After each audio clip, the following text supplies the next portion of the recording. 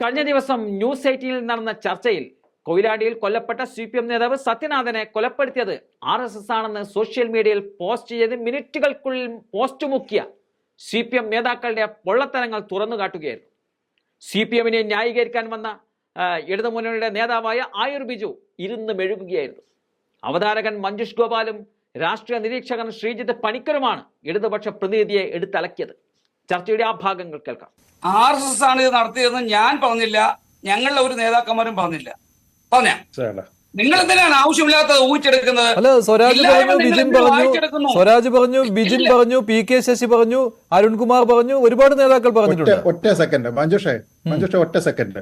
Advocate KS അരുൺകുമാറിന്റെ Facebook പോസ്റ്റാണ്. ഒറ്റ ലൈനേ ഉള്ളൂ, ഞാൻ താങ്കളെ വായിച്ച് കേൾപ്പിക്കാം. ശ്രീ ആയൂർ ബിജു, കോഴിക്കോട് കൊയിലാണ്ടിയിൽ CPIM ലോക്കൽ സെക്രട്ടറിയെ RSSകാർ വെട്ടിക്കൊലപ്പെടുത്തി. Koyilandy central local committee secretary PV സത്യനാണ് കൊല്ലപ്പെട്ടത്. ആദരാഞ്ജലികൾ. അദ്ദേഹം ഇന്ന് രാവിലെ 6:51 ഇട്ട പോസ്റ്റാണ്. 6:59 ആയപ്പോൾ 8 മിനിറ്റ് കഴിഞ്ഞപ്പോൾ അദ്ദേഹം അത് മുക്കി. അത് എഡിറ്റ് ചെയ്തിട്ട് RSSകാർ എന്നുള്ള ഭാഗം മാറ്റി. ഇത് ഇനി പറയൂ, ഇത് ഞാൻ പറഞ്ഞിട്ടാണോ മറ്റാരെങ്കിലും ആഘോഷിച്ചതാണോ എന്താണെന്ന് താങ്കൾ പറയൂ. അല്ല, ഞാൻ ഈ ചർച്ചയിൽ അത് പറഞ്ഞില്ല എന്നാണ് ഞാൻ പറഞ്ഞത്. അല്ല, താങ്കൾ പറഞ്ഞോന്നല്ല, നേതാക്കന്മാർ പറഞ്ഞു എന്നുള്ളതാണ് ഈ ചർച്ചയുടെ അടിസ്ഥാനം. ഇങ്ങനെ പറയേണ്ടി വന്നു, ഇങ്ങനെ ഒരു മറുപടി നൽകേണ്ടി വന്നത്. ഞാൻ ആ തരത്തിൽ ചർച്ച കൊണ്ടുപോയി എന്ന് പറഞ്ഞുകൊണ്ടാണ് ഞാൻ അങ്ങനെ പറഞ്ഞിട്ടില്ല. ഞാൻ ചോദിച്ചു ഒന്നേ ഉള്ളൂ, എന്തുകൊണ്ട് അമ്പലമുറ്റം തെരഞ്ഞെടുത്തു എന്നുള്ളതാണ്. അത് ആരാണോ പറയേണ്ടത്? വസന്താണോ പറയേണ്ടത് അതോ ഞാനാണോ പറയേണ്ടത്? BJPയുടെ നേതാക്കന്മാർ ഈ ചർച്ചയിൽ ഇരിക്കുന്നത്. താങ്കൾക്കും പറയാം എന്തുകൊണ്ട് അമ്പലമുറ്റം തെരഞ്ഞെടുത്തു. താങ്കൾ പറഞ്ഞല്ലോ. അല്ല, എന്താണ് താങ്കൾക്ക് അക്കാര്യത്തിൽ ഒരു സംശയം ഉണ്ടായിരിക്കുമല്ലോ, അതെന്താണ്? താങ്കൾ തന്നെ പറയൂ, എന്താണ് സംശയം? താങ്കളുടെ തിയറി എന്താണ്, അത് പറയൂ.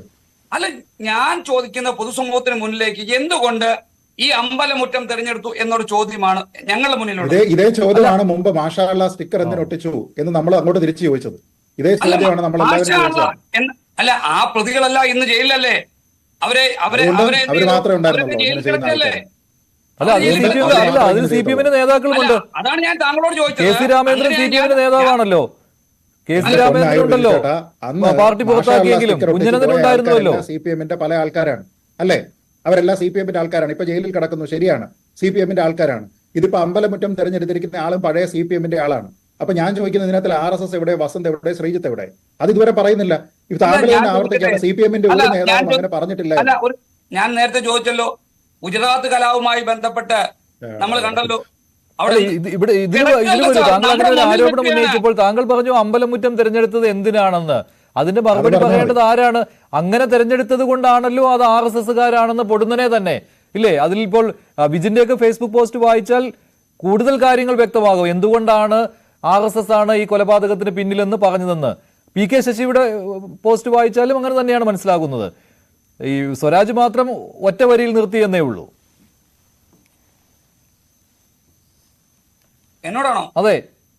അല്ല, ഞാൻ നേരത്തെ പറഞ്ഞല്ലോ, ഗുജറാത്ത് കലാപത്തിന്റെ കാലഘട്ടത്തിൽ ഉണ്ടായ വിഷയങ്ങൾ നമുക്കറിയാമല്ലോ. അവിടെ പ്രതി ആരായിരുന്നു? അതിന്റെ ഭാഗമായിട്ട് ഇങ്ങോട്ട് വരുമ്പോൾ കേരളത്തിലും ഇന്ത്യയിലും ഉണ്ടായ കലാപങ്ങൾ നമുക്കറിയില്ല. മറുപടി ആയൂരിന്റെ വാക്കുകൾ, ബിജുവിന്റെ വാക്കുകളിൽ എന്തെങ്കിലും ഒരു എന്താണ് പറയുക, ഒരു ന്യായീകരണം എന്നതിനപ്പുറം എന്താണുള്ളത്?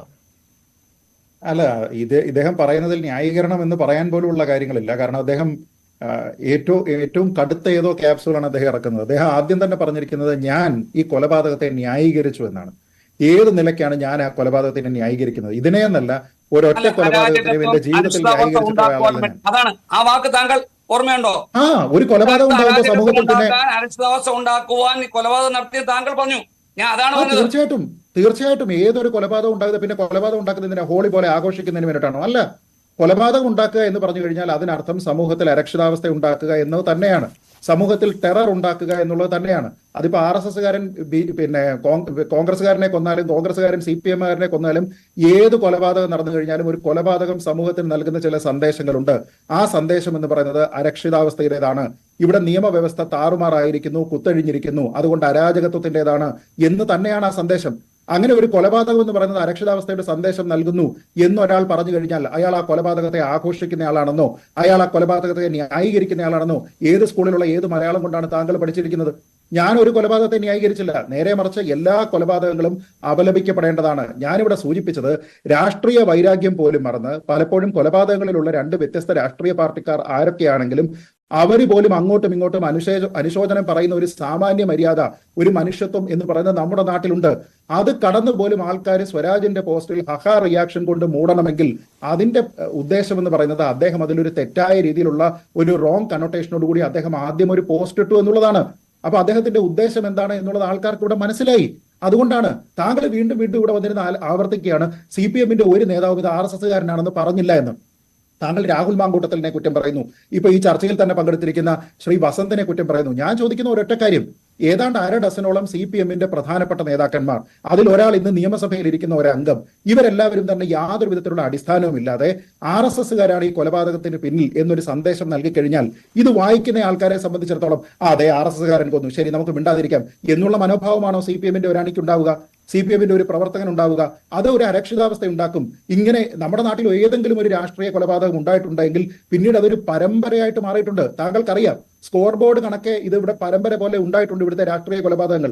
അപ്പൊ ഇവിടെ ഇതിന്റെ പേരിൽ ഏതെങ്കിലും ഒരു CPM-കാരൻ പോയി എവിടെയെങ്കിലും ഒരു RSS-കാരനെ വെട്ടിയിരുന്നെങ്കിൽ എന്താകുമായിരുന്നു ശ്രീ ആയൂർ ബിജു? അത് ആഘോഷമാകുമായിരുന്നോ? അത് ന്യായീകരണമാകുമായിരുന്നോ? അതോ അത് മറുപടിയാകുമായിരുന്നോ? താങ്കളൊക്കെ എന്താണ് ഈ പറയുന്നത്? ഞാൻ താങ്കളോട് ചോദിക്കുന്ന ഒരേ ഒരു ചോദ്യം, താങ്കൾ 20 വർഷം മുമ്പ് ഗുജറാത്ത് കലാപത്തിലേക്ക് ഒന്നും പോകേണ്ട. ഇവിടെ ഉത്തരവാദിത്തപ്പെട്ട ജനപ്രതിനിധിയായിട്ടുള്ള ഒരാൾ ഉൾപ്പെടെ ഇവിടെ വിവിധ ആൾക്കാർ RSS-കാരാണ് ഇതിൽ കൊലപാതകത്തിന് പിന്നിൽ എന്ന് ആരോപിച്ചിട്ടുണ്ടെങ്കിൽ ഒരു പോസ്റ്റ് ഞാൻ താങ്കളെ വായിച്ചു കേൾപ്പിക്കുകയും ചെയ്തു. അപ്പൊ അങ്ങനെ അവർ പറഞ്ഞിട്ടുണ്ട്. അത് ഇതാരാണ്? CPM-ന്റെ സംസ്ഥാനത്തെ വക്താവാണ്. അങ്ങനെയുള്ള ആൾക്കാർ അത് പറഞ്ഞിട്ടുണ്ടെങ്കിൽ അതിൽ താങ്കൾക്ക് ഒരു ഓണർഷിപ്പും ഇല്ലേ? ഇനി ഞാൻ ഒരു കാര്യം കൂടി ചോദിക്കട്ടെ, ഈ പറയുന്ന ആൾക്കാരെല്ലാവരും കൂടി ഇത് തെറ്റാണെന്ന് മനസ്സിലായതിന്റെ ബോധ്യത്തിലാകുമല്ലോ ഈ പോസ്റ്റ് ഡിലീറ്റ് ചെയ്തിരിക്കുന്നത് അല്ലെങ്കിൽ തിരുത്തിയിരിക്കുന്നത്. ഇതിൽ ഒരാൾ മാപ്പ് പറഞ്ഞു, ഒരാൾ പറഞ്ഞു ഞാൻ ഈ ചെയ്തിരിക്കുന്നത് തെറ്റായിട്ടുള്ള ഒരു ഇൻഫർമേഷന്റെ പേരിലായിരുന്നു, അത് നിങ്ങൾ വായിച്ചിട്ടുണ്ടെങ്കിൽ നിങ്ങൾ അത് തിരുത്തണമെന്ന് ഞാൻ അപേക്ഷിക്കുന്നു, ഞാൻ അവിടെ തെറ്റായിട്ടുള്ള ഒരു ആരോപണം ഒരു സംഘടനയ്ക്കെതിരെ പറഞ്ഞിരിക്കുന്നു, ഞാനത് പിൻവലിക്കുന്നു എന്ന് പറഞ്ഞിട്ടുണ്ടോ? ഇല്ല, മിണ്ടിയില്ല, വായു വെള്ളം ഒഴിച്ചിട്ട് മിണ്ടാതിരിക്കുകയാണ്. അതിനുശേഷം സത്യാനന്തരത്തിലെ പുതിയ കാര്യം തുറക്കാൻ വേണ്ടിയിട്ട് പോയിരിക്കുകയാണ് ഇവരെല്ലാം. നോക്കുക, എത്ര മര്യാദകെട്ട ഒരു കാര്യമാണ്.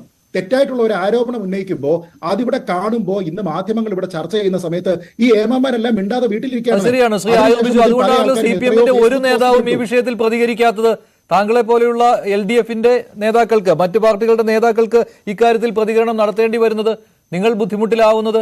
CPM-ന് ഇത് ആധികാരികമായിട്ട് പ്രതികരിച്ചാൽ എന്താണ് കുഴപ്പം? ഈ നേതാക്കൾ തന്നെ പ്രതികരിക്കേണ്ടതാണ്. ശ്രീത്ത് പറഞ്ഞ ന്യായമല്ലേ, മാപ്പ് പറയേണ്ടതാണ്. ഇവിടെ വലിയ പ്രശ്നമുണ്ടായെങ്കിലോ അങ്ങനെ ഉണ്ടാകാതിരുന്നത് ഭാഗ്യം എന്നല്ലേ? ഇന്ന് രാവിലെയും ഫേസ്ബുക്കിൽ പോസ്റ്റ് ഇട്ട മഹാന്മാരുണ്ട്. അല്ല, ബഹുമാന ശ്രീജിത്ത് പണിക്കർ 20 കൊല്ലത്തിന് മുമ്പേ നടന്ന ഗുജറാത്തിലേക്ക് പോകണ്ട എന്ന് പറഞ്ഞിട്ട് എന്താണ് ഉദ്ദേശം? ആ ഗുജറാത്തിലേക്ക് കേസ് ചർച്ച ചെയ്യുന്ന സമയത്ത് അല്ലല്ല, താങ്കൾ എന്തുകൊണ്ട് താങ്കൾക്ക് ഈ ചർച്ചയിൽ ഇതിന് മറുപടി പറയാനില്ല എങ്കിൽ അല്ല, ഇത് ചോദ്യം സ്ട്രെയിറ്റ് അല്ലേ ശ്രീ ആയൂർ ബിജു? അല്ലല്ലേ, ഇവിടെ ചോദ്യം സ്ട്രെയിറ്റ് അല്ലേ? അല്ലല്ല, എന്ത് ബോധ്യത്തിന്റെ അടിസ്ഥാനത്തിലാണ് ഇങ്ങനെ ഒരു കാര്യം പറഞ്ഞത് എന്നാണ്. അതിൽ RSS-നെ വെള്ളപൂശുകയല്ല. എന്ത് ബോധ്യത്തിന്റെ അടിസ്ഥാനത്തിൽ ഇങ്ങനെ പറഞ്ഞു ഉത്തരവാദിത്തപ്പെട്ട നേതാക്കൾ എന്നേ ചോദിച്ചുള്ളൂ. എന്റെ ബിജു ചേട്ടാ, നമുക്ക് ഗുജറാത്ത് കലാപത്തിനെ പറ്റി ചർച്ച ചെയ്യാം. പക്ഷെ ആദ്യം ഈ വിഷയമാണല്ലോ, ഈ വിഷയത്തിനാണല്ലോ ചർച്ചയ്ക്ക് നമ്മളെല്ലാവരും ഗുജറാത്ത് കലാപത്തിലേക്ക് പോകണ്ട എന്ന് ഇത് പറയുന്ന സമയത്ത് ഇത് പറയേണ്ടത് എന്റെ പൊന്നു ചേട്ടാ, അതുമായി താരതമ്യമില്ല ശ്രീ ആയൂർ ബിജു. ഇവിടെ ഒരു മറ്റൊരു സംഭവമാണ് നമ്മൾ ചർച്ച ചെയ്യുന്നത്. താങ്കൾക്ക് മനസ്സിലായില്ലെന്ന് തോന്നുന്നു. ഈ ഒരു കൊലപാതകത്തെ മുതലെടുക്കുന്നതിന് വേണ്ടി CPM ശ്രമിച്ച കാര്യമാണ്. അത് ഉത്തരവാദിത്തപ്പെട്ട നേതാക്കൾ തന്നെ ഇങ്ങനെ വ്യാജ പ്രചാരണം നടത്തിയതിനെ കുറിച്ചാണ് നമ്മൾ ചർച്ച ചെയ്യുന്നത്. അതിദാരുണമായ ഒന്നാണ് സംഭവിച്ചത് കൊയിലാണ്ടിൽ എന്നതിൽ ആർക്കും സംശയമില്ല. സംഭവിക്കാൻ പാടില്ലാത്തതാണ് സംഭവിച്ചത്. കുറ്റക്കാരായവർക്കെതിരെ തീർച്ചയായിട്ടും കടുത്ത നടപടി വേണം എന്ന കാര്യത്തിലൊന്നും ആർക്കും സംശയമില്ല. ആ കൊലപാതകി വന്ന് കീഴടങ്ങിയത് കൊണ്ട് പോലീസിന് ആ ഒരു പരിശ്രമം കുറഞ്ഞു കിട്ടി. അത് മാത്രമല്ല, ഇക്കാര്യത്തിൽ ഒരു വലിയ പ്രചാരണത്തിലേക്ക് പോകാതെ ഉടൻ തന്നെ ഇവർക്ക് ഫേസ്ബുക്ക് പോസ്റ്റ് മുക്കി രക്ഷപ്പെടാൻ സാധിച്ചു, ഈ അഭിലാഷ് വന്ന് കീഴടങ്ങിയത് കൊണ്ട്. ശ്രീ വസന്ത്